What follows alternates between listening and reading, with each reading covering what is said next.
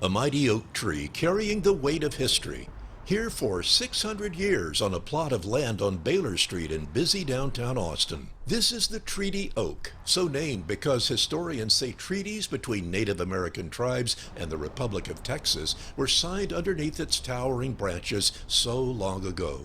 But not so long ago, this tree nearly died. Its brush with death began in the spring of 1989. That's when Austin's city forester discovered that it was ill. And you can see the symptoms on the leaf here, how the veins are, in between the veins are kind of dying out. The experts ruled out oak wilt. Instead, it was something sinister.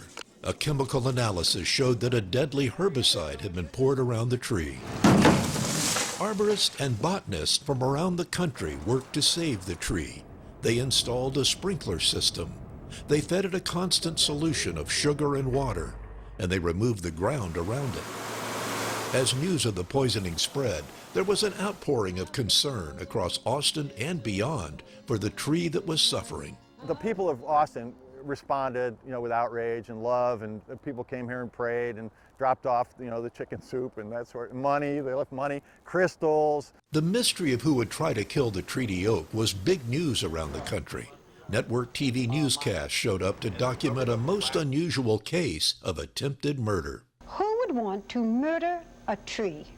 The answer came a few weeks later when police arrested Paul Stedman Cullen, who told a friend he poisoned the tree. She went to the police, and they had her wear a secret recording device, which captured his confession. Police charged him with criminal mischief. It came out in trial that he was in love with his counselor at his methadone clinic. And he drew a magic circle at the base of the tree, and it would put in something of, or his burned love or whatever. And so as that tree would die, so would his love or her die. And so it was like a magic ritual or some sort of spell or something like that. It wasn't clear whether the ritual was to win her back or to end his obsession for her. Cullen also told his friend that he hated trees anyway, because he was forced to plant so many of them when he was in prison for a previous crime.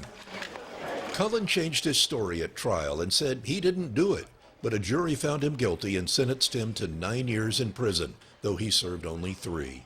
And as for all those efforts and all that money to save the tree, success. It's thriving again, although it still carries the scars from its near-death experience 30 years ago. And as volunteer arborists gather regularly to tend to the tree, for the man who first discovered the tree was sick, there is a personal connection.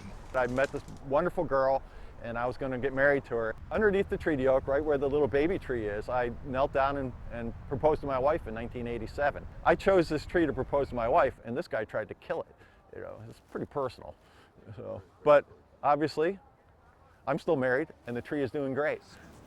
During the time the tree was sick, Austinites brought home hundreds of seedlings from the treaty oak and planted them around the city. So who knows? Some of the oak trees we see around Austin today may have had a very famous ancestor.